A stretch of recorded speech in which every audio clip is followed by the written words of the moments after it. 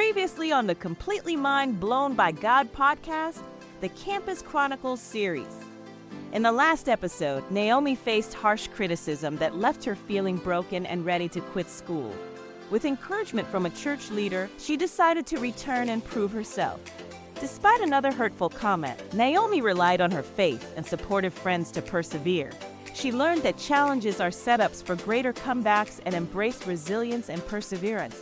Stay tuned for the next chapter in her story as we dive deeper into her journey.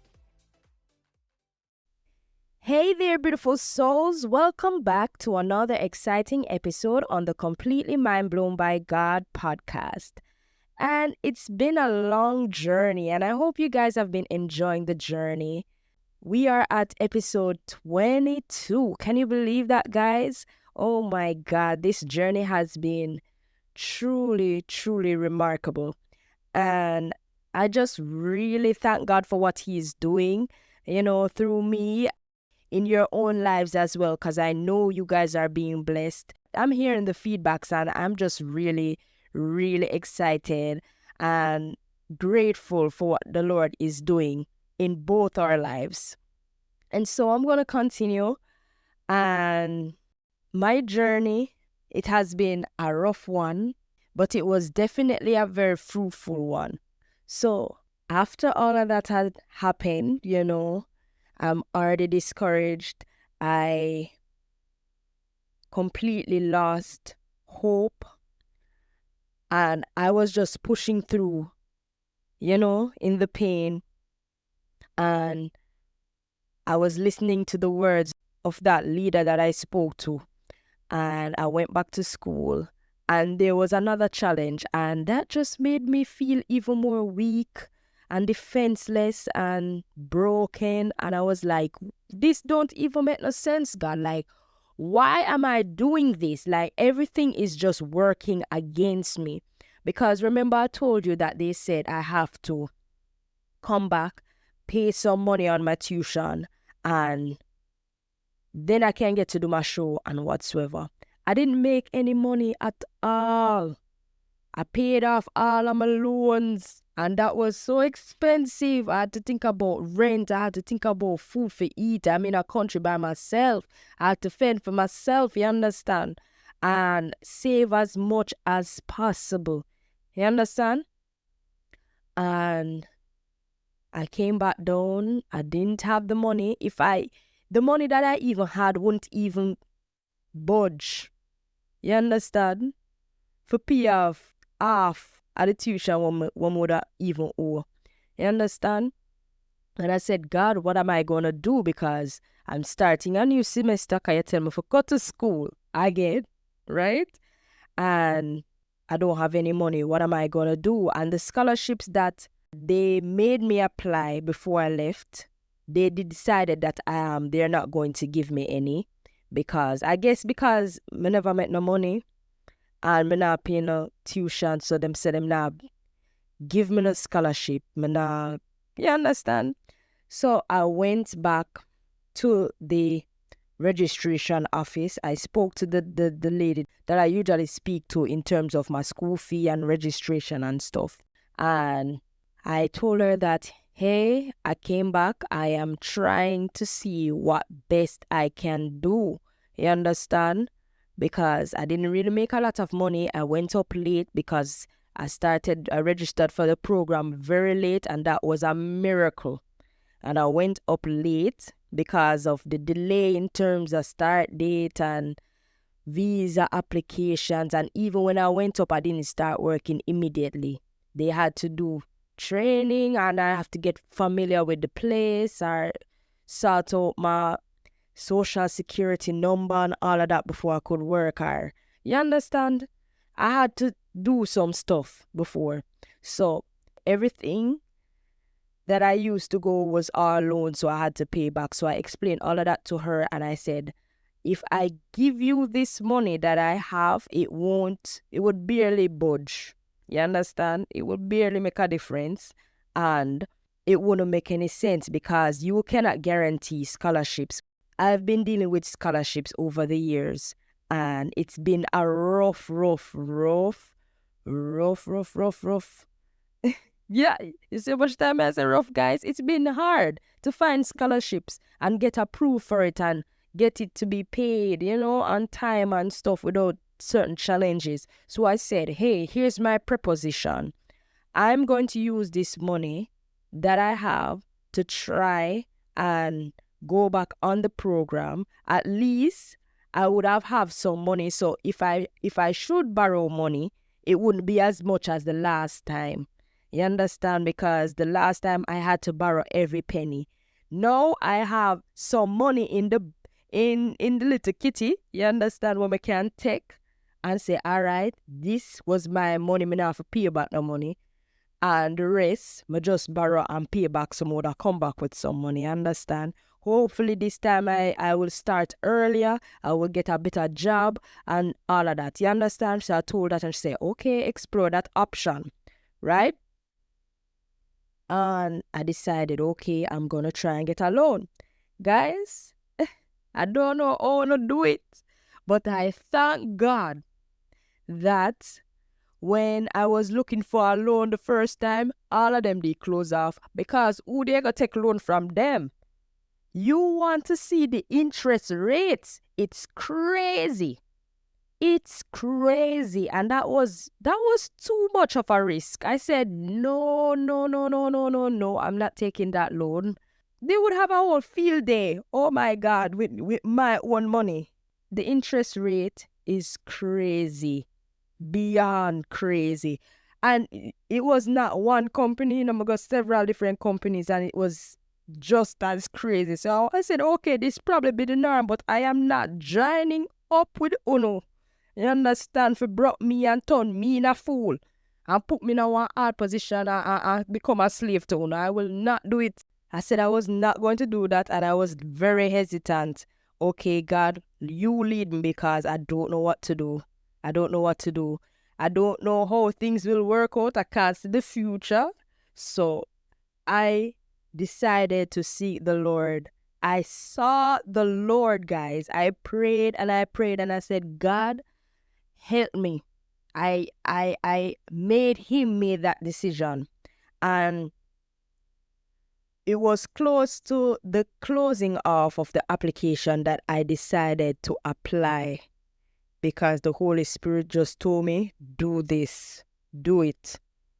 And I was looking for jobs and stuff like that.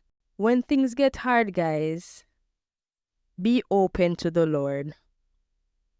Be open to the Lord, because I was at a state where I wanted to give up. I was literally forcing myself through the pain. I was at my lowest, you understand? And I didn't know what to do. I felt confused. I felt extremely stressed, and I do not handle stress well. Okay, I do not handle stress well. My head hurt me and everything. And I like stress. I like problems. I like stress. And so what I was forced to do, my situation forced me into the presence of the Lord even more. Because I needed him. I needed his direction. I needed his wisdom. You understand? And when all hell broke loose, seek the Lord.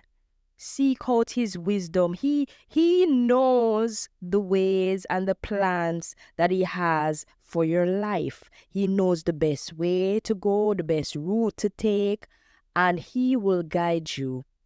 And when you seek him, you don't just pray and just leave it. You pray, you sit down in his presence and listen. Don't do all the talking. Don't do all the talking.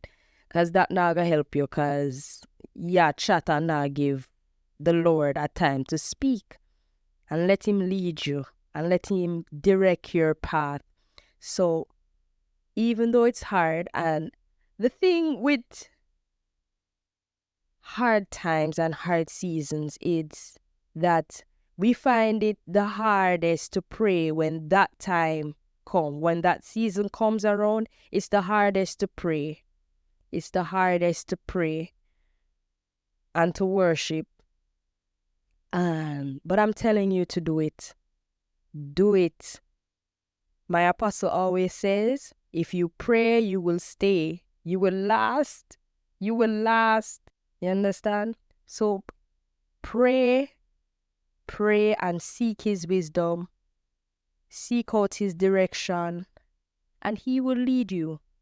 And when he leads you there, know that because he led you there, no matter where you see, no matter the opposition, the contradiction, whatever it is that is fighting against you, will look like it now go work and it look like you're going to just crash and burn up in flames.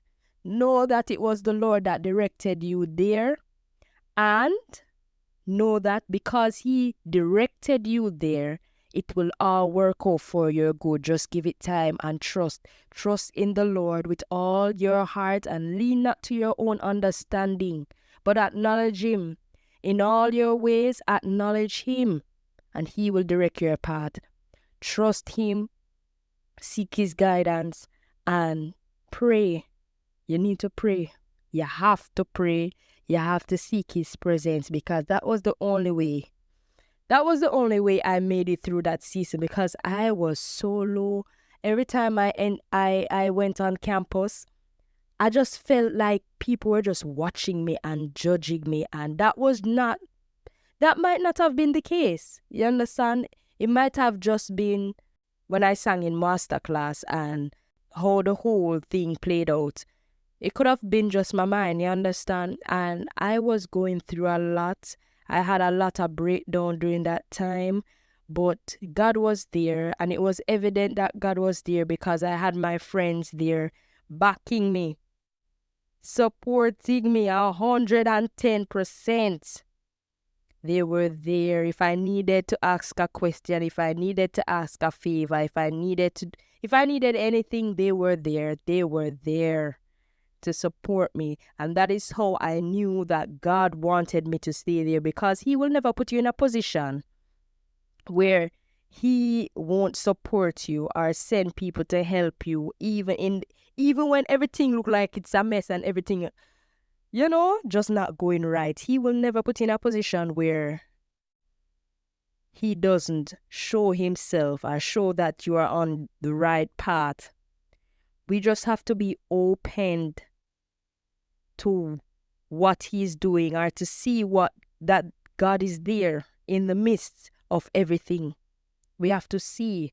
Our eyes are trained to see the negativity all the time, but you have to open and look for the good. Look for the things that shows and proves that God is with you. And that's my few words for today. Trust in the Lord. Seek him, and he will direct your path. When things get hard and you don't know what to do and you feel confused, go before the Lord. Go before the Lord and pray and wait and listen. And this doesn't mean that you should go one time. Sometimes it requires you to go more than one time, consistently in his presence, seeking his wisdom. It's something that you have to do every day consistently. It's not a one-time thing, because sometimes when you do a one-time thing, you're not get the answer. He wants you to come seek him. How desperate are you? How desperate are you? Go before the Lord and pray and ask him. He will give you the direction. He will give you the wisdom. He will download the solution. And if he's not ready to give you the solution, he will be there to guide you and to encourage you. You understand? So, trust in him, believe in him, and he will bring you through.